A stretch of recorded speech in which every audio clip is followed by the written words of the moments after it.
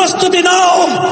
শহীদ আবু সাঈদ যেভাবে ফ্যাসিবাদকে বিতাড়িত করবার জন্য জালেমের বুলেটের সামনে বুকটা টান করে দিয়েছিল, বাংলার মাটিতে আরো আবু সাঈদ আছে না নাই? মনে রাখবে, আবু সাঈদ জীবন দিয়েছে, মরে যায় নাই। আবু সাঈদের প্রাণ প্রদীপ নিভে গিয়েছে, আবু সাঈদ মরে নাই। আবু সাঈদ জীবন দিয়ে অমর হয়ে থেকেছে।